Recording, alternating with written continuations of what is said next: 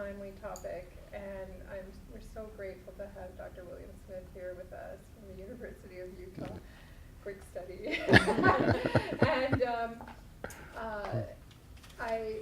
I know people emailed me and said they wish they could be here for this, and but they either had classes or other commitments. But we are taping this, and so I just we really need the message that you have for us here at Eastern, and so I'm gonna turn this over to you. All right. And handle this however you want. Well, all right. Well, I appreciate the opportunity to be able to come here and to actually learn from you, and then just share information I might be able to share with you.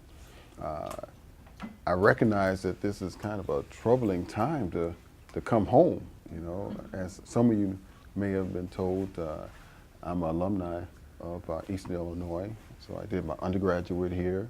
I did my my master's here in guidance and counseling. Then went to the University of Illinois and did my PhD there in educational policy. And I focused on quite a few things that might be helpful to at least share in the conversation with you all. But I also want to learn a little bit more about what you have to offer and how I can focus my conversation with you. I appreciate the fact that I see several left-handed people in the room. That means that it's going to be a great conversation. Geniuses. Not that we want you right people to leave. This is an inclusive. And and it's always, when you do these type of things, you recognize the audience that you have, and I've been already informed that this is the choir. These are the people who really kind of get it and want to do things around social justice. So I appreciate that.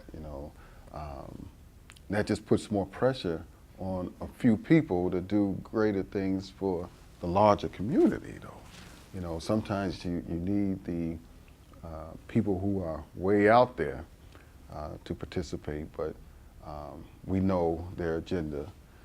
So let me just kind of get a sense of what's going on first and how I might be most helpful. So what's on the minds of, when you think about faculty development in Eastern Illinois? I was told, to my surprise, that there might only be 5 African American faculty on campus. And I was here in the early 80s, and it probably was only 5 then. So when you look at over a 30-year span, not much has changed. So that tells me that an emphasis needs to be put on areas where you don't see a positive trend line. And I looked at some of the data, and I know this is the faculty development, but Asian American students are dropping off here. And I saw where a high point was and then a decline. So if I'm thinking about Asian American students, we should see a positive trend. So what happened that trend line started to go down? So what's going on in your minds at Eastern? Besides money and the furloughs and... Well, I think one of the things that's important, it feels like a really important time for us, is that faculty diversity is very, very low, but in spite of the trend with Asian students, student diversity is rising, right? So when I first got here, most of my classes of 25 or so would have maybe one student of color. And now a lot of my classes are half students of color. And that's in women's studies. Women's studies. Yes. And I know part of it is a reputation of the program, right? But I also know, we went from about 8% African American students to about 25% African American students since I've been here. And I didn't get to do that. That wasn't me. It's just what I know, right? Right. So one of the things I think that I worry a lot about is that our faculty colleagues of color get overtaxed with mentoring, overtaxed with committee work, overtaxed for their expertise. You know, that very often it's like, oh, well, you know, the students say, I want to work on this. I'll go work with Dr. Smith because she, you know, Dr. Jamila Smith will understand what I'm talking about. And the white faculty get a little bit left off the hook of developing and learning and growing enough that we can also mentor the students in the same way, and so, or in similar ways. And so I worry about that disparity between the diversity of our students and the diversity of our faculty. My classes are so much better now with the student diversity. Right. They're so much more lively and interesting, and there's power there, and there's you know, dynamic discussion, and people are all coming from the same place, so they're not all thinking similarly, and it's such a beautiful thing. But then they, you know, they don't always know who they can work with. And I find that we are wearing out our colleagues of color in really hard ways. Well, I mean, your I'm gonna call it a testimony. Your testimony is clearly connected to the data. I mean, that's what we're seeing across the country. And now, the opposite side of that, and I can give you even a personal experience. I don't know if you know Dr. Eberly, who was here. He's retired now. But when I was already in my master's program when he came, but he came with such, you know, energy and excitement and willingness to want to connect that I connected with him immediately, you know, and he became a mentor to me. So there were no faculty of color in that program, but the fact that he was interested to work with students of color resonated with me. And so what you saw was kind of what I've been calling about my experience at Eastern. It was the Underground Railroad. So you started seeing a lot of students of color, particularly, you know, I'm in a predominantly African-American fraternity. So my fraternity brothers started coming through that program in large numbers. And when you started seeing black students go through there having a successful experience and being mentored, like, and weren't looked at as if you were a second-class citizen, you know, that got out to the campus. And so, you know, so you're right that the faculty of color feel taxed and overloaded, but to relieve that pressure when you have white faculty like him, and I think no matter what program you go through, if you ask students of color or graduates of doctorate degrees, was there a white person who mentored you or did something to help you get to where you are? Most would say yes. Oh, yeah. And so we know that mentoring shouldn't just be in the hands of faculty of color for students of color, right? And so, but you're right. There are many, if you're going to, particularly at a Research One institution, I'm in a program right now, and it's those who are going to be full professors. And one of the things that they talk about is to say no to service. Just say no, right? But it is very easy for white faculty members to say no. Because if you say no, there's going to be 12 other white faculty members who might equally distribute that kind of service load. But when you feel like you have no place to go, you know, and it's, so race definitely is a factor, but you can look at gender. And when I say gender, I mean gender. I don't mean just women, but women definitely. So if I am a female student and I don't feel like, if it's predominantly males in the department and they're not giving me that same experience that they're giving their male students, then where do I go? Right? And so the same thing when we talk about gender, we see that with black males, Latino males, being made to feel like they're, again, second rate, not as competent. So I don't really want to work with you. one experience that I had here, and I'm gonna talk about it tomorrow, so somebody picks it up. I have a slide where I talk about racial microaggressions. And in that slide is walking with me through my academic journey. And so I'll let the audience pick a picture from that slide. So one of the pictures on that slide is a lab of students in the lab. And it happened to me here in a chemistry lab where the professor said, okay, partner up. And before you know, everybody turned away from me. You know, so, and they partnered up all around the room, and I was like, and it was a odd number. So I had nobody, right? And so what were the identifying factors? And I was the only black, and I was a football player, and I think most of them knew I was a football player. So now you got, then I'm a black male. So you talk about a double jeopardy with being African American and then black male. And then you throw athlete, particularly football player on there, and they think football players are dumb jocks, all right? Black male, dumb jock. So nobody wanted to work with me. So I had to work with the TA, right? And then once they started seeing, wow, this guy got it going on, you know, and then we saw the scores come up, and they said, I want to partner with you. No, I'm doing this over. So I didn't have any partners that whole semester, and I got an A, right? And so now the stereotype, at least, I don't know if it broke the whole stereotype on this individual was broken, right? So it's like, well, he's not a dumb jock. He's not a dumb black male, right? So, but the thing is, what was that experience for me like that immediately you thought something negative about me, right? And you broke the stereotype in one class, but then to have to do it in class after class after class. Exactly. In every situation. Right. But, Yes. oh, I'm sorry, but not necessarily to what you just said. Okay. Breaking the stereotype. No, they call me for an explanation. Oh, for why the exception. exception, Right. yes, right, that's That- right. But yeah.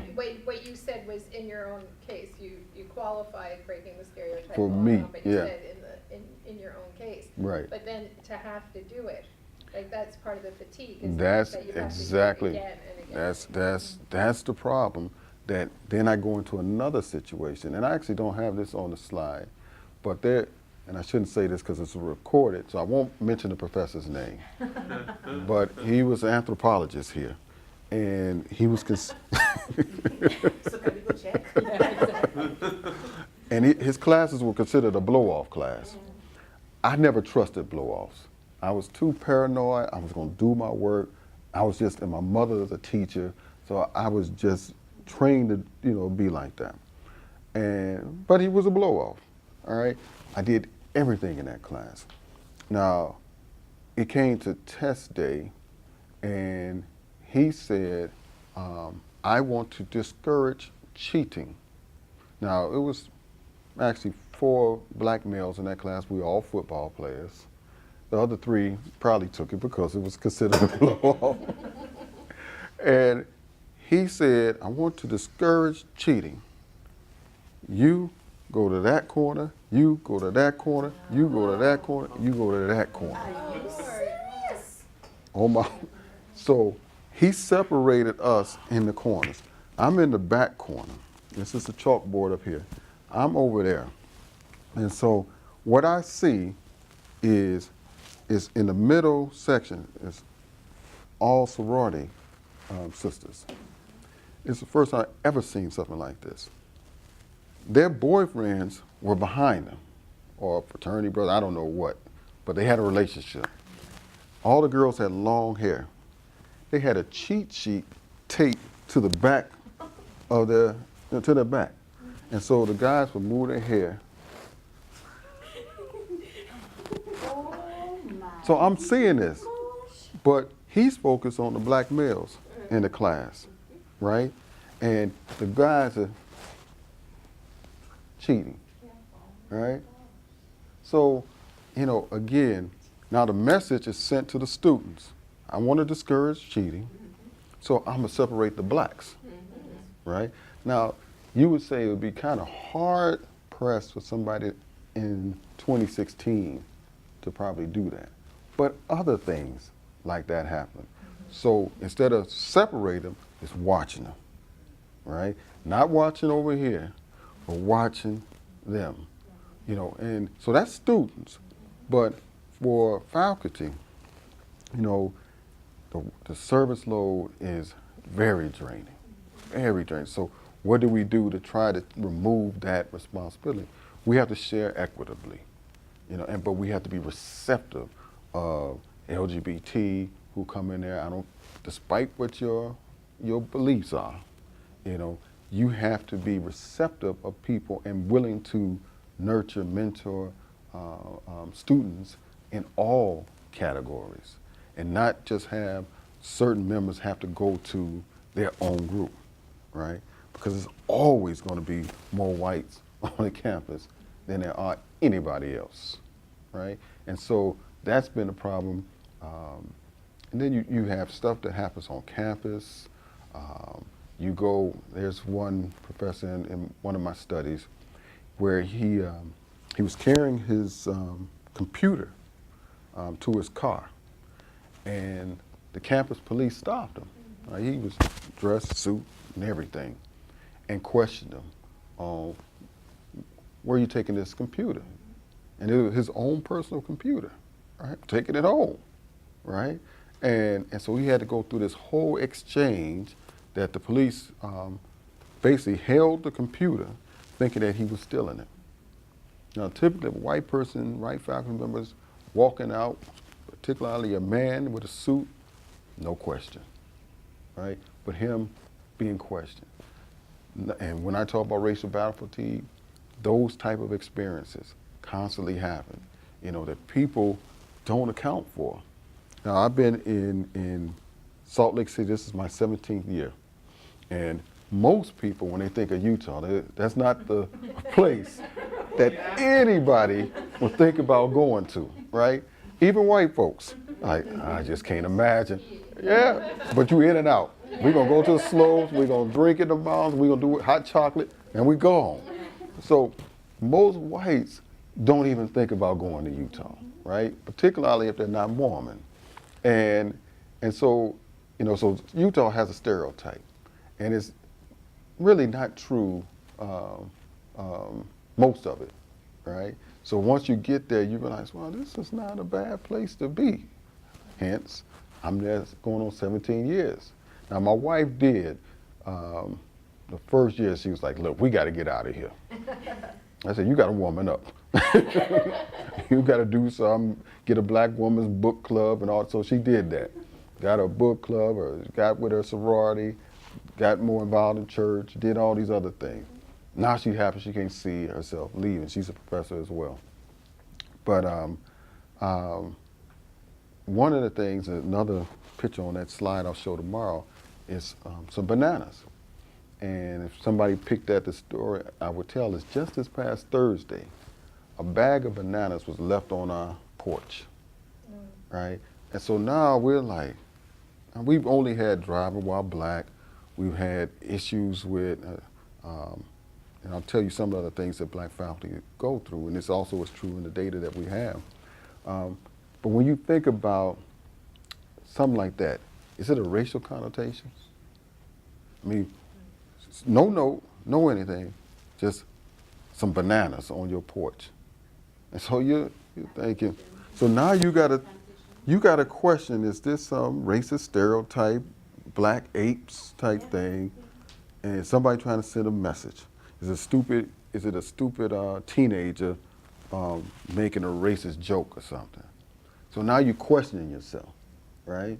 Because you can't even rationalize why somebody would leave some bananas on your porch, right? And you definitely wouldn't bring them into your house to eat them, right? No food just left on your porch, right?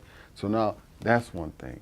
But just think about what and I heard that some black or some faculty of color commute from Champaign here.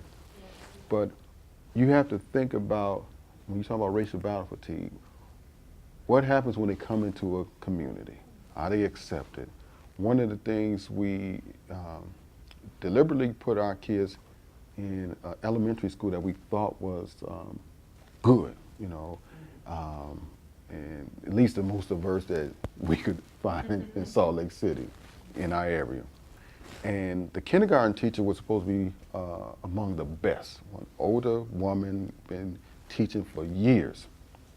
Now, our second son was in her class, and it was around Christmas time, and they were coloring angels, right, and Christmas ornaments. But he had an angel, and he's coloring, and so he's all happy about his picture. The angel was colored brown, black hair. She said, "Oh, no, no, baby. Angels are pink skin and gold hair." Right, she's seen one. Yeah. She's seen an angel. So what's the message that's delivered not to just him, but the rest of the classroom, Exactly. right? Black folks don't go to heaven. I think Tupac had a song about something like that. But that's the message that was sent to the whole classroom. And he comes home crying, right? And so, in telling that story. So I had to ask my wife to go deal with it because I'm 6'3", you know, over 200 pounds. So no matter how passive I try to deliver the message, it comes across as, oh, he came across aggressive, right? So a lot of times that's another part of this whole race-related stress, that you got to figure out who's the best person to deal with a situation, right? And oftentimes she has to go in to deal with it, because if I stand up, now I represent the top 3% of the U.S. male population. So if you're 6'3" or taller, you're the top 3%. So most people are going to be shorter than me, right? And so I stand up for any reason, now it's a threat. So I have to talk very low, very passive, just to try to make you feel comfortable. You've Right? seen that skit of Key and Peele. Which one? The anger management, you know, I mean, what is it, Obama's? Oh yeah, when he had, The anger Okay, translator. Yeah, that anger was- translator. Right. That's The right. translator. right, and that's what you feel sometimes, right? Sure. And so now you got all of these things, and you're trying to be a faculty member, right? So now you get questioned about your authority, your ability. I mean, some faculty members have to tell everything that they've done at the beginning of a classroom, where they got their PhD from. Now, mine came from one of the top 3 programs in the country. And so you have to start there just to prove to them, and women have to do that too, you know, white women, you know, particularly outside of gender studies or women's studies, because that's the only place you can have some authority, right? It's in women's studies. Okay, we'll give you that. But just like we were talking about earlier, those programs are considered auxiliary, right? Not central. And if they're not made central, women's studies, gender studies, ethnic studies, African American studies, Latino studies, Asian studies, if they're not central to the campus mission, then you're failing students, right? So you need the resources to support those programs, to make sure that every student has to touch that. Even if they're not majors or minors, they have to come through that, because you're going to make a better citizen. We have to understand the needs, concerns of the LGBTQ community.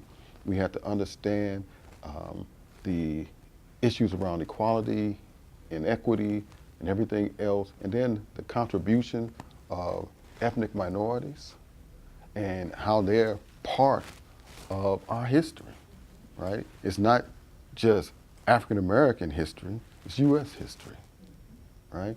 So if they're made to just be auxiliary, they're not central. How do you, I mean, what advice do you have for coping in times like this? Like how, you know, we're facing the brink, and you know, the humanities are probably the most embattled, right? In terms of courses that might, they haven't talked about this yet, Here. elimination courses, but they talked about it last night at the union meeting, and, that is, you know, one concern, how do we keep these programs relevant and central to the mission? I mean, technically, we're part of the mission, right? And, but my other question is, I really feel a big problem is we have, right now, no people of color in the administration. And the person in civil rights who, I don't know, she might have been here when you were here, Cynthia Nichols, has, you know, she retired a couple of years ago, and there's been nobody holding the hiring, and we've got all these interim deans.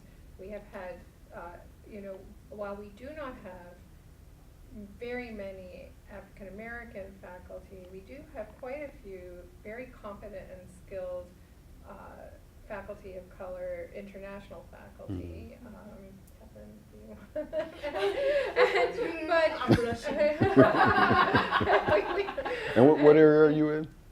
Oh, I'm in the Department of Counseling and Social Development, CSA. I think you have a history in CSA. Okay, yeah. Well, it wasn't called that then. Guidance. Yeah. And, I love it. and so we are really,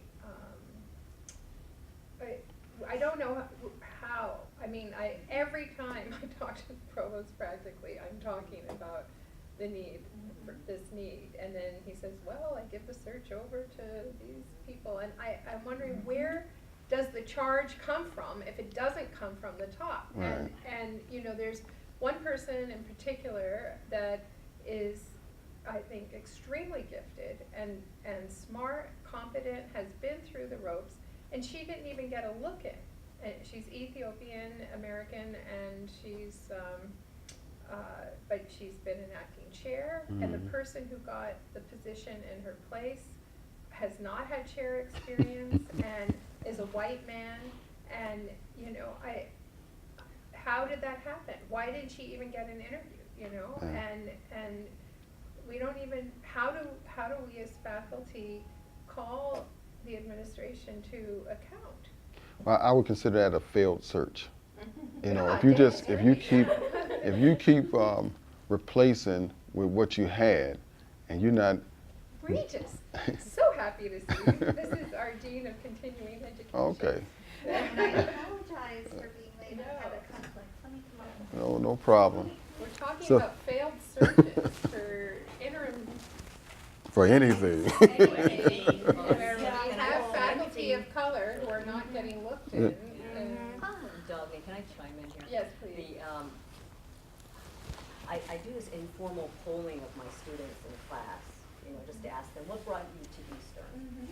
And, I mean, we have recruitment on our minds, like every one of us does, right? And retention, And yeah. our students are the best informal recruitment team in the world, right? So word of mouth is very, very important, just as you were talking about, Lily, right? If there's a supportive community here for students of color, all of those students tell their friends. Yeah. And it's not just that. I mean, I'm polling my students, and most of my students are Caucasian. And those students are telling me as well, like, well, I have high school student friends who don't want to come here because the reputation is not good as a diverse campus. Right. Right? It hurts everybody when the community is not supportive of every student who is a qualified student to be here, right? I mean, it is just, we've failed in our public mission to serve all students in the state who want to come here.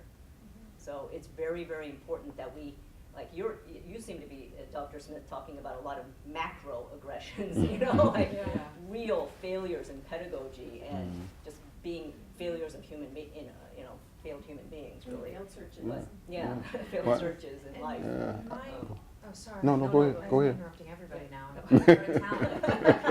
Tell us what you this think. is No, I just, you know, I keep thinking about all of these issues are on my mind, and also the retention for me. I'm in the theater department, so it's special, but it's different maybe, or maybe it's not. I don't know. It's the only thing I know.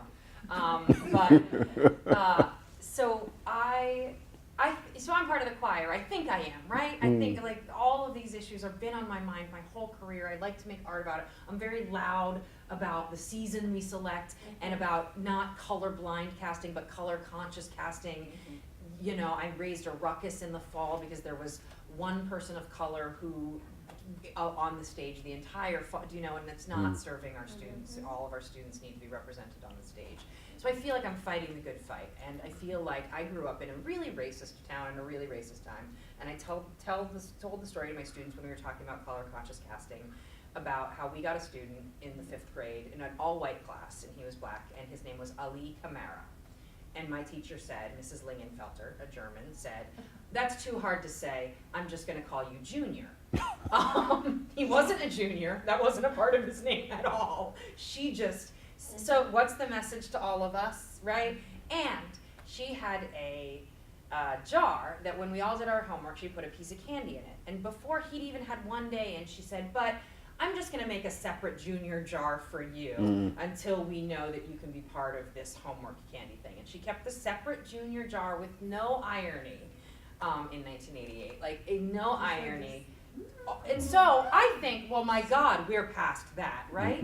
So I'm telling the story, and then I look around at the end of my Shakespeare class last semester, and of the 4 African American students I had, and it's a small class, it's only 12, but only one of them completed the class. So what am I doing that's not working? So that's the part that I think I'm you know, I mean, I think I'm creating a safe space and working on this and encouraging different styles of learning and different backgrounds. But at the end of the day, and you know, one of them dropped out really, I don't know what his deal was, that was early, but 3 of them made it close to the end, and then one of them, who was one of my best students I've ever had, he didn't make it back this semester. When I asked him, I was expecting him to play Romeo, and when I emailed him and was like, "Where are you?" He was like, "Oh, I failed every class but yours, I'm not back." So we're not doing something. So it wasn't you in his Maybe. Yeah. Maybe him. It was everybody else. Yeah. Yes, it could be a whole host of things, I know. and but then it you're just kills seeing the outcome Right. of what the You're total right. experience is like. So you know, thank you. Thank you very So much. I think part of it is that, you know, one, again, with this back to this failed search thing, it has to be a central administration issue, matter. So from the president, vice presidents, everybody, you have to ask yourself, what kind of institution do we want to be? What kind of institution do we want to produce students? If we want the greatest students, that means diversity at all levels, administratively and students, right? Nobody if you have investments, stocks, you don't put all your money in one stock. You diversify. Right? We like diversity in everything except when it comes to race and women. You know, Utah's done a great job around women administrators under our current president. If you look at the organizational chart, we have, but unfortunately it's mostly white women and out lesbians at some of the highest ranking offices at our institution. No, and you wouldn't expect that at Utah, right? But it was a good search. Women have broken through that glass ceiling at our university. We need to have faculty of color and administrators break through still. But one of the ways that you do it, if this school doesn't have a chief diversity officer, it's failing all its students.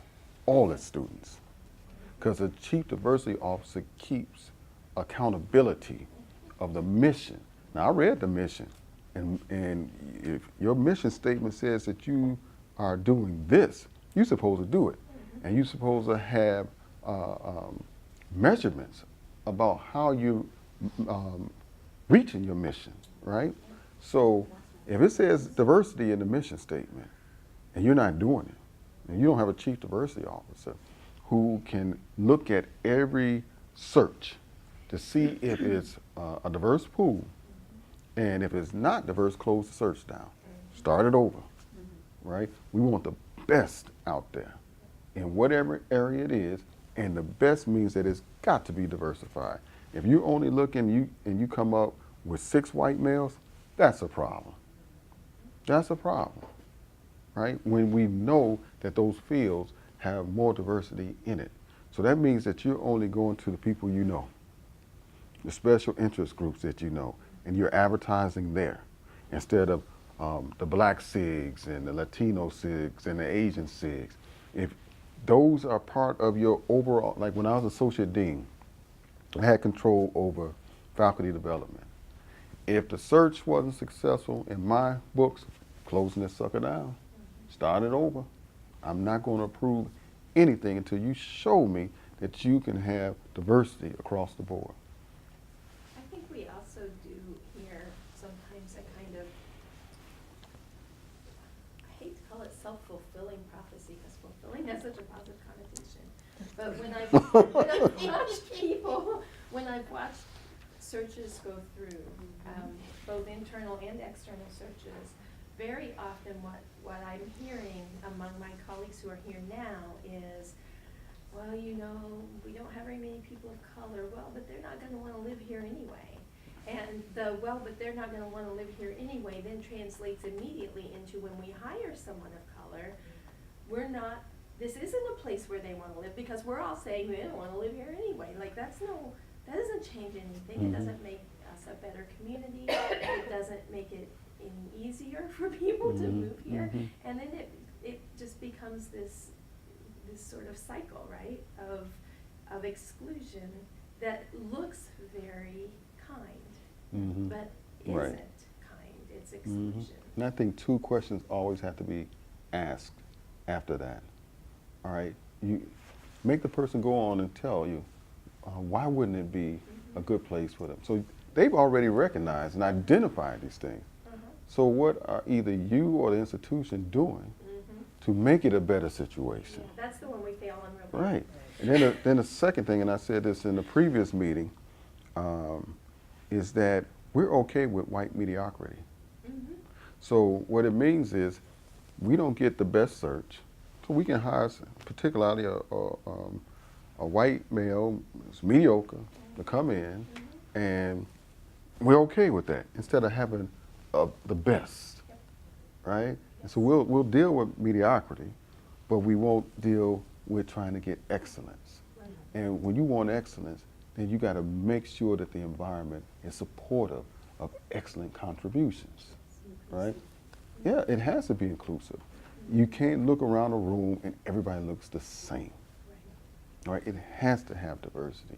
And Eastern Illinois, if it was only 5 black faculty when I was here over 30 years ago, then it can't have just 5 black faculty. That's not positive growth. And it's not the same ones. No. And it circles back to the fact then that because we want inclusion on our committees, that there's an overburden of service Exactly. on our faculty of color Right. to And- represent. Yeah, and if you add all that stuff up, then what you basically saying is that those faculty of color have at least 1.5 service loads than other people. But I'm going to pay them just like they're a regular faculty who could say no, right? Go to somebody else. Like in the previous meeting, we said there's 20 other white faculty that students could go to if one say no, and they can get their needs met. But if they're all going to the black faculty, or they're all going to the gay faculty, or if they're all going to that one woman in a predominantly male department, then the workload is too high. And you're not compensating her or them for that. And you know it. That's the problem. You know it. Yes, that's right. Everybody can identify it. They have a service load that is out of this world that I wouldn't want to have. But we're going to pay them the same.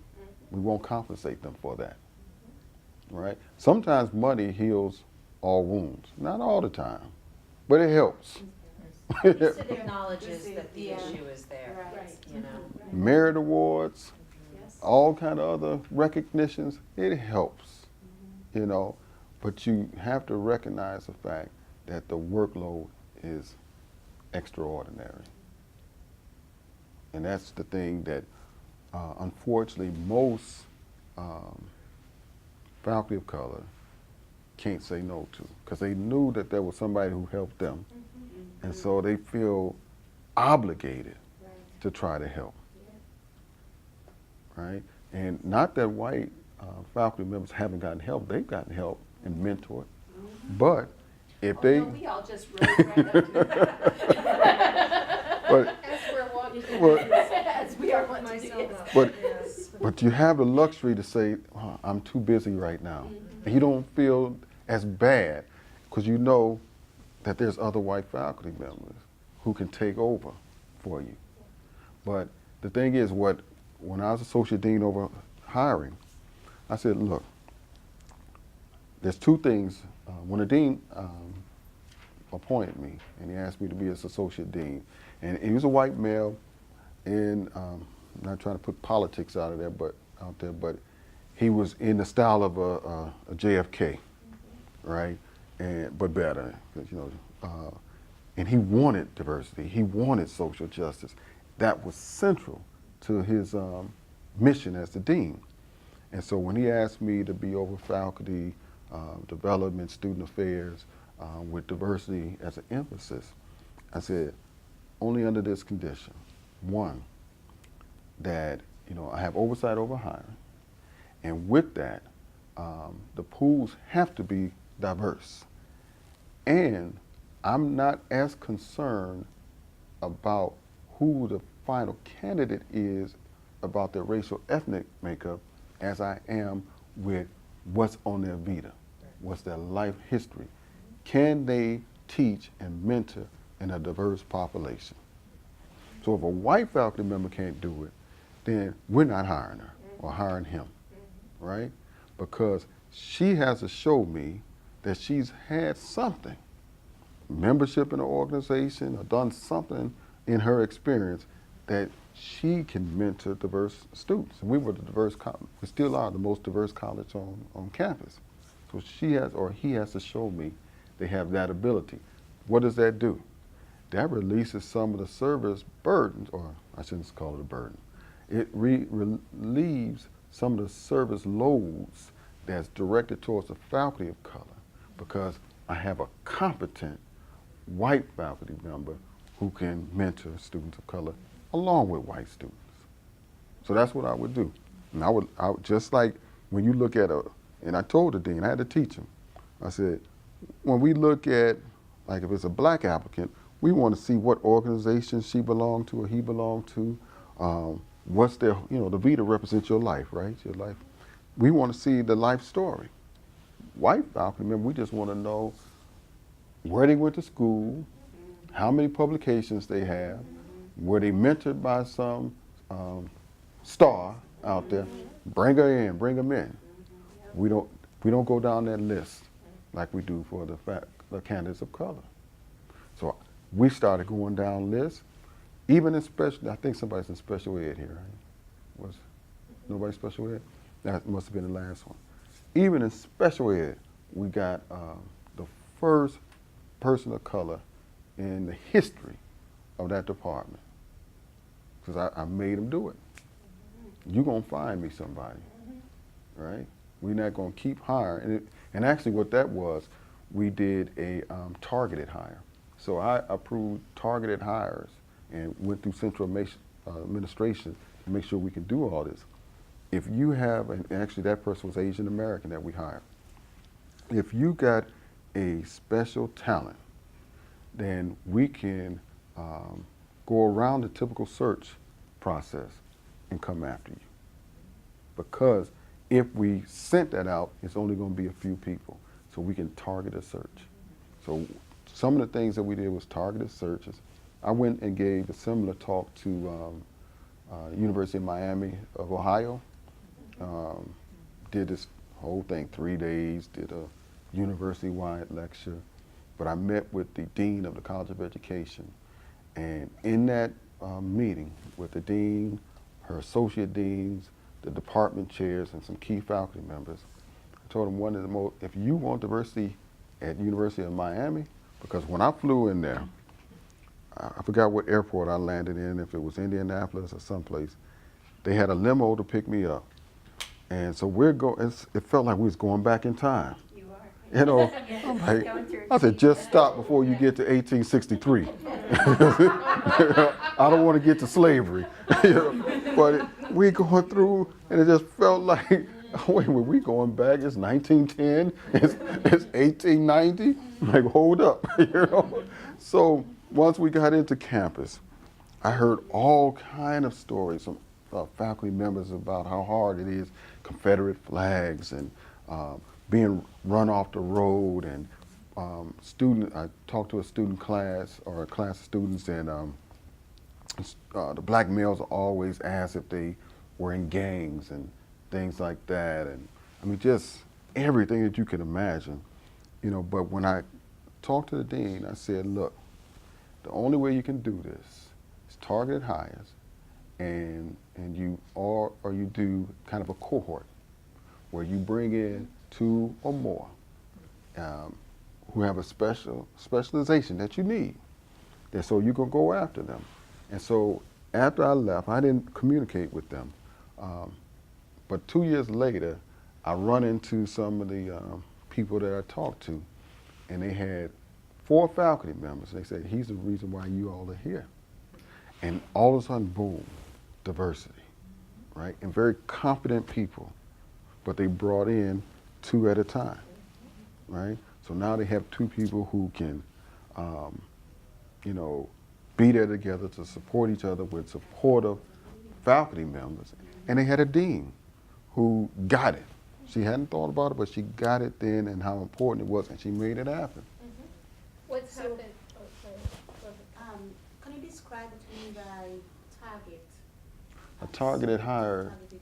like in most, well, you can do it in teaching institutions too, but in research intensive institutions, like I get targeted a lot, but so I have a certain specialization that I do that a lot of people don't do. And they say, a department will say, you know, we need William Smith. He does X, Y, and Z. So let's go after him to get him here, and this will benefit the department's exposure, will attract more students. The students that are here want to study under somebody like that. So, you know, those type of things happen. So is that like headhunting then? People- It's almost like a headhunter, yeah.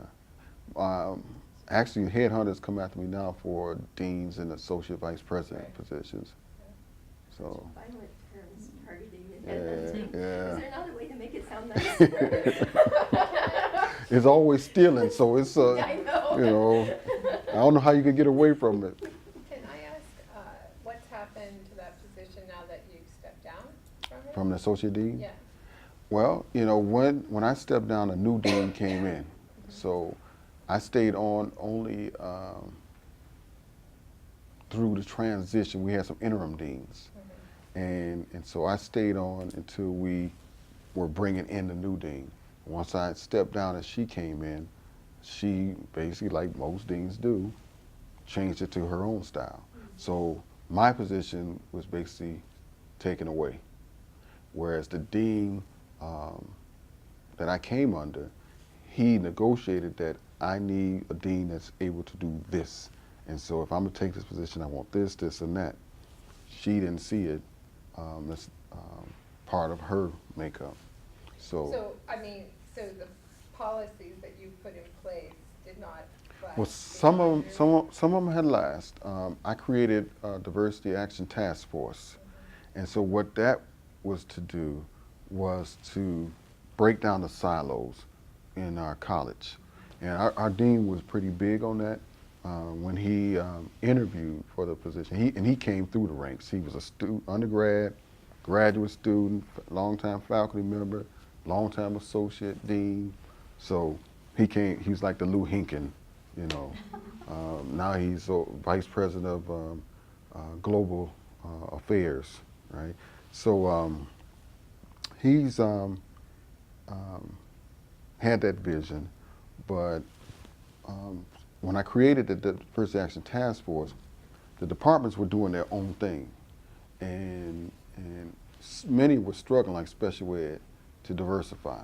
So what I wanted them to do, like for instance, Ed Psych, they do wonderful things by That's my PhD. okay, all right.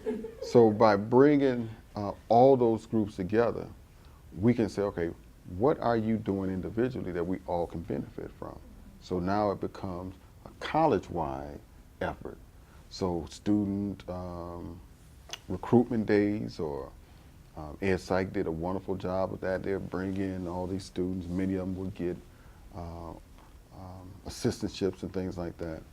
So those models were brought together to discuss. At first, I had a big group, people who, like you guys, just interested in change. So it was too big, too wildly. And so I reduced it to basically department chairs. And so now I'm holding all the department chairs accountable.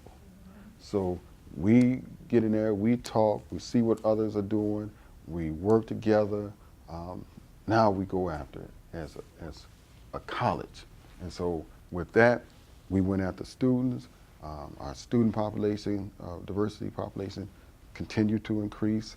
Our faculty of color increased across all units. Like I said, special ed is the hardest one, you know, because the history of special ed, right? You don't get many, particularly African American faculty members, but they always say, well, there's no blacks and blah, blah, blah. And what I did was, I went and looked, I said, tell me the top 10 special ed programs in the country. They told me.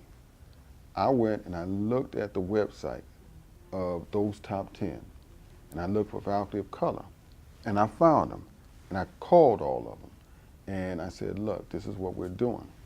And I explained Utah to them, and what I was going to do was bring them out just to give a lecture, right?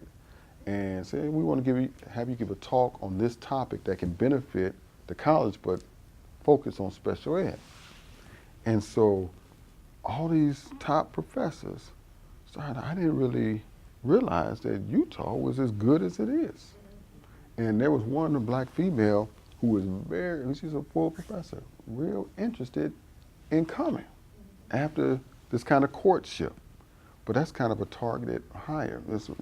We're courting you, we're gonna bring you out, let you fill us out, we'll fill you out, give a lecture, pay you a little honorarium, treat you nice, show you the campus, so you can get a sense of Salt Lake City.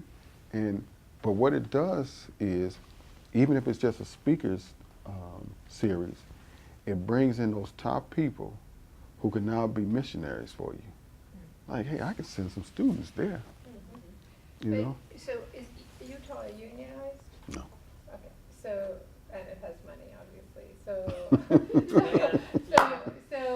Everything's relative. Yeah, right. So what advice would you give to a school like Eastern at this size that is unionized? I mean, I think that is part of, I mean, thank God for the union in many ways, but I think it has certain protocols, and it's only been, no? The hiring protocols don't come from the union, they come from the state law. Oh, okay. Those are state law protocols. Okay, Yeah. okay.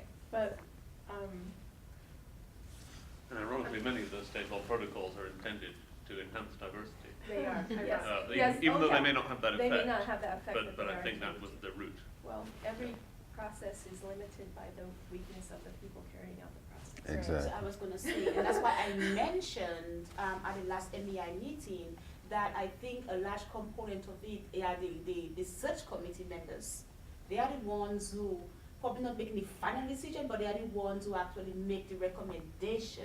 And depending on how strong we make the recommendation and what goes on there, then that too could have an impact on the final 3 people or whatever that we recommend, right? Yeah. So, and I experienced that being on a search committee like just last semester, and how we had some individuals who came in and one of color, and kind of the language that I kind of heard coming from some of the committee members, and I'm like, it's like code for, I don't know, you know.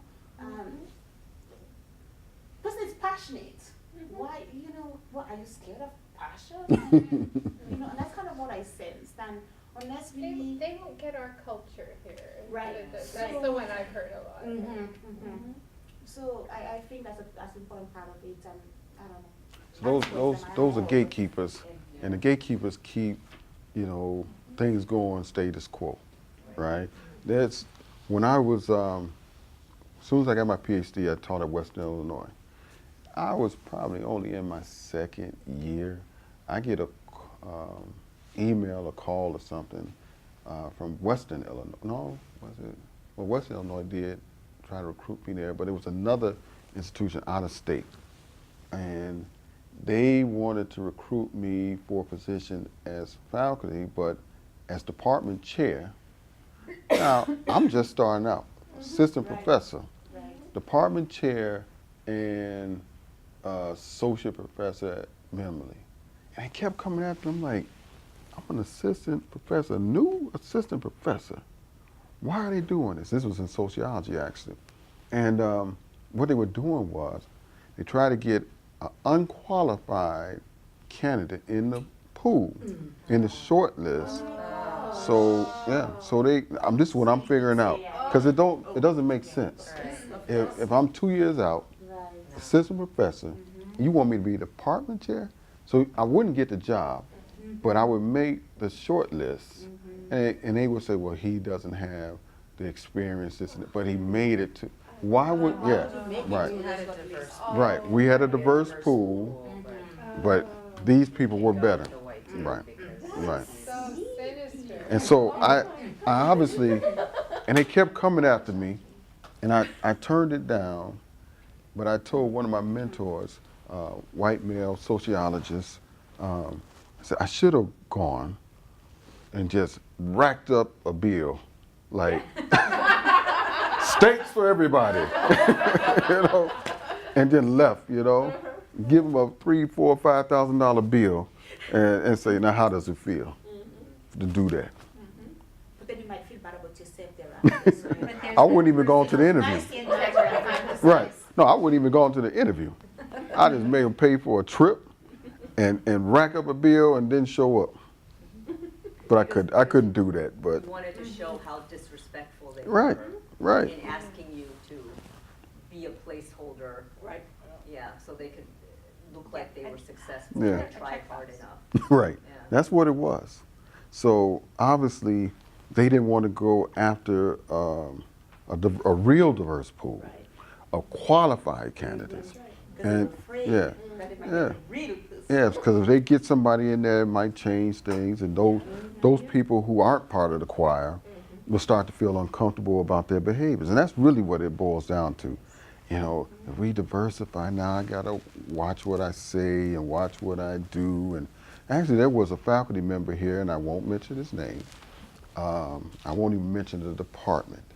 When I was in my master's program, we were pretty close, white male, and his wife was black, and he would not bring her to the department socials, and because he knew or learned quickly the racism within the department, and he would tell me, they would talk about, well, we don't want too many black students in here, it's going to ghettoize the department and lower our stature and those type of things, and he couldn't believe it. I mean, he was trying to get out of there. He actually did leave, but he finally brought his wife around. They were shocked, and all of a sudden he was ostracized.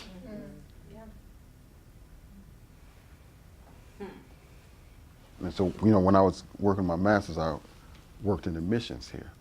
So, you know, and it was that kind of relationship I had with him and others that on the administrative level. It's really hard hearing these stories. I'm an idealist, and I try to idealize this wonderful world with, you know, just a couple of people maybe. I like that, but it just seems so pervasive that, I don't know, I'm just saying it's just really hard to hear the stories. Well, you know, I don't want to yeah, believe. I know. Well, you know, that these things happen. as a social scientist, you know, so I'm interested in just people and ideologies and everything else. But one thing about this current presidential campaign, and I don't care what politics you have, but you can see that what we thought were on the fringes aren't really on the fringes. So a lot of these Trump supporters, if you're a Trump supporter, I'm sorry, but I'm sorry. I would say like this. I would say don't be. Okay, but We're all sorry. We You- have Trump, it- we have Trump light. Oh, okay. Not so light. But if as a social scientist, when you look at it, it's shocked many white social scientists because they just thought these was fringe people. It's not a major part of our population, but no, it is. So the minority population looks like this, who are forward thinkers, social justice minded, want that kind of utopia, you know, but it's not the majority. And that's what the wake-up call we're getting, that, you know, if you're going to build gates and send people and disrespect other people's gender or ethnicity and publicly, and you get applauded, that's a dangerous, dangerous space to be in. And so what if that's dry wood, what's going to be the match that makes it all blow up? You know, and that's the kind of scary time we're in, and particularly when you throw in economics, so what you're dealing with, oh my Lord, that is, you know, when you mess with people's money and livelihood, and that hurts, and the ugliness of society comes out at those times. Can I ask a question? Sure. You started by saying, speaking to the choir, Mhm. and you spoke about wanting to be in the choir, and I think everyone here does, and sometimes worrying that we're not and trying to be right. But the fact of the matter is, we need our choir to be bigger. Mm, And exactly. so, the people, like you said, some people get it, some people don't get it. Sometimes, from my position of white privilege, the part of sort of racial fatigue Mhm. that I see a lot of is the fatigue of trying to get people to get it. And like you know what I mean? Mhm. I feel like we keep saying the same things over and over again, and we say them To the here, same people, and we're all to nodding and the we're all same right. people. But then Yeah. when we go say them at other places, I mean, I'm not talking about my neighbor with the Confederate flag, which I do have one, but I'm talking about like campus things, Mhm. but the people who wouldn't show up here. Mm-hmm. Do you have any like magic wand to get people to get it? Students. Yeah. Students is they're the magic wand, Okay. because this group existed 20 years ago, Mhm. different makeup. This group existed 40 years ago, different makeup, saying the same thing. So if we look at the concerns of faculty 40 years ago and students 40 years ago, and they haven't changed, that means the institution isn't interested in changing, right? The only time that it changes, it doesn't come from faculty, it comes from students. Mizzou got a president fired, Yeah. right? Students got on board, just like they did in the 60s, like they did in the 70s, like they did in the 80s around apartheid. Students led that. Faculty came and supported, right? Institutional change happened. So once students are ignited and they say, no, we want a more diverse faculty. We want a more diverse learning experience. We want to hold our white faculty accountable for being the best culturally competent people out there who get it, who aren't afraid to say white privilege. Yeah. You know, that's who we want, Yeah. right? That's when institutions start to That's change. the best answer I've ever heard to that question. Thank you so much. No, it really, you just gave me so so much hope in that, just in that minute. I mean, maybe in one way it's changed because we have 2 deans here, so it's not just faculty, which has been Richard and maybe a future dean here.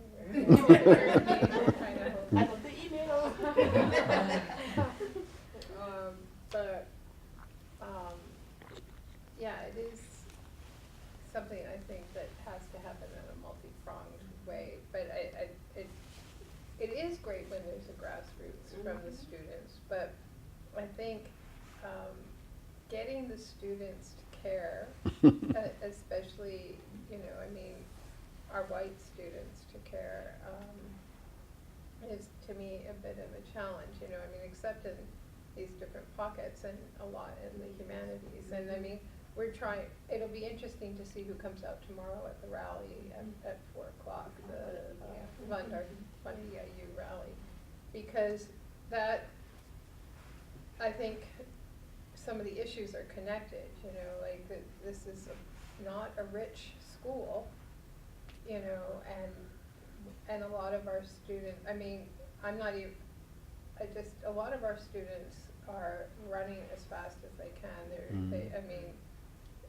white and black, they are working 40-hour jobs. They're involved in all their, you know, service and sororities or fraternities, athletics, and they can hardly breathe, and let alone think about mobilizing, you know, and so. I mean, I had a good talk with my class last night about a lot of issues, but it'll be interesting to see how many show up. And yet 2 years ago, after things happened in our community against our That's black true. students, in a week, they organized a 500-person town hall meeting in one of our buildings. Yeah. The students did that. And they had people there. We had overflow. We had to close circuit it so everybody could see what was going on. I mean, it was really an amazing thing. And so yes, they are doing. And the same students who organized that, who are still here, are feeling fatigued now. Yes. Because when Yeah. I go to them and say, hey, we're going to do this, do you want to be part of it? They say, Jeannie, just don't ask us. You know, Right. they're fatigued. Right, They are right, fatigued right. as well. Right. And the staff who were part of it too, they Are were fatigued, fatigued. absolutely. But Yeah. they did do that, and so I keep trying to think about like ways that there are places, it feels to me like there are places where I could do more to help relieve their fatigue. So when something big happens, they're not so fatigued that they can't do that again because they're gonna need it. You know, Yeah. that like, can I help them with their reserves somehow so that they have them when they need them? Yeah. Well, I think one of the things, like at Utah, we have ethnic studies, and we have now gender studies. It used to be women's studies, and what we're doing, we're moving towards a school of cultural and performative justice. or Oh, I something like that. that. That's good. And so we'll be 2 divisions under this school, and so no longer dependent upon hiring from other departments, right? Even though I have a joint appointment, I'll keep my joint appointment, but new faculty members can be brought into those divisions, and we don't have to worry about what sociology or English or whatever says. What college are they under? Well, Are you we divided in colleges? we are, but this right now, ethnic studies reports to the associate vice president of diversity and equity. So we'll still report to that person as like the dean, okay? And so we'll have department chairs still. But what happens is, I forgot the point I was trying to connect to what you said. To help this fatigue, like fatigue for the Oh, students. well, one of the things is with gender studies and ethnic studies coming together, when you have conversations out there where you talk about white privilege. See, what we can't do is underestimate white students' willingness, not all, but a significant number of white students' willingness to support social justice. In every social movement, there were a critical number of white students who joined, I mean, Students for a Democratic Society in the 60s. So you can't have a social change at University of Michigan in the 60s without white student allies. Right. So when you recognize our history and you know what has happened with social change and the empowering of students, then that's your magic wand. And then faculty members coming on that to support them. That's when things happen, but we have to have those conversations so students will have the language. When I was a psychology student here, we didn't have the language. We didn't have, all we had was black power, you know, and we had our afros and stuff like that. And we knew this one, I can't remember her name, but she was a psychologist, and we knew there was a certain part of her lecture she was going to talk about cultural deficiency among blacks and ebonics and all this other stuff. And so it was just basically that blacks were culturally, genetically inferior to whites, right? We knew she was going to say it, but all we could do is march out of the room with some white allies in protest. But we didn't know about the Association of Black Psychologists who could have helped with information. We had no black psychologists in the psychology department, so there was no one to turn to, right? And at that time, it should have been even white professors who say, look, she's a little crazy and behind. Well, the time, she wasn't behind the time, that was the time. Yes, it was. Right? But there were progressive psychologists as well. We had nobody to turn to. But now we're not in that era. So we have to have voices where we talk about white privilege, where we talk about institutionalized racism, where we talk about sexism, where we talk about racial battle fatigue. When those things come out of your mouth, now people have the language and say, okay, now I recognize this. Even students of color. Well, we have a diversity scholars program at Utah, and much of the first year kind of program talks about racial microaggressions and this. You would imagine some of them want to, I don't believe it, it's not part of, I mean, because they were tokens from Utah, many of them. And so they were treated special, they were the only one. But then once they got to campus, stuff started changing. And so once they started seeing stuff change, now it's like, I'm feeling this, right? So I had one Latino male who just, I'm not believing this. At the beginning of the semester, by the end, he had a conversion. And a black male too, highly conservative black male. Wanted to say, no, race is not a factor, blah, blah, blah. Then when we started talking about racial microaggressions and a checklist, you'll see some of those who come to my talk, you'll see some of those things. He started looking at his world differently. Like, I'm experiencing all of these. And so at the end of the semester, he said that that was my biggest transformation. And everybody in the class knew wherever they were, he was on the opposite side. He was that black man was the most conservative on race. So we need these spaces of communication and open dialogue, particularly among ethnic studies and gender studies, because we know that those are among the two most vulnerable programs at the university. So, and you know, crises like what you're going through tells you who is more respected than the other, who's the favorite child, and who's the least favorite child. Least favorite child gets cut. That's right. That's why they're going after Chicago State. Yeah, and you know what's going on, if you really look at this in social political aspect, if you look at the makeup of the students at Eastern, Chicago State, and somebody said, I think you said that we're having more working class, first generation students come here. They know that. They know who's the working class first generation students, who's the historically black school, Chicago State, cut, cut, cut, cut. So the most privileged kids are safe. And if you, Governor's State institutions, now what's happening with there? or the Board of Governors rather. Yeah. Board of Oh. Governors institutions. Yeah. Those 5 Yeah, schools. Yeah. I worked at Governor State for a while. I've not heard anything about Governor's State in this crisis, except that they're in the same boat, I'm sure, as the rest of us. With but I haven't- IPI. I haven't heard. They used to always have an older population. Yeah. Because is it still just junior, senior, and grad school? They're now a full faculty. Oh, so they have Just recently. freshmen and so, okay.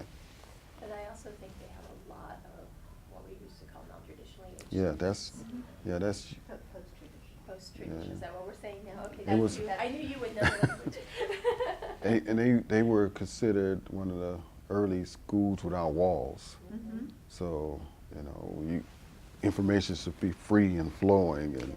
so you go there, you can hear stuff from other classes. Okay. Now, if you got ADD, then that might be a problem, which Yeah, most you're people do, undiagnosed, and most artists do. This has been a fantastic conversation where Oh, yeah. heading to it, but I'm going to be, I think your talk is in the ballroom, Mhm. in the grand ballroom. Yeah. So, I'm definitely going to send out word to the faculty that they need to be there for this too. I mean, we did publicize this,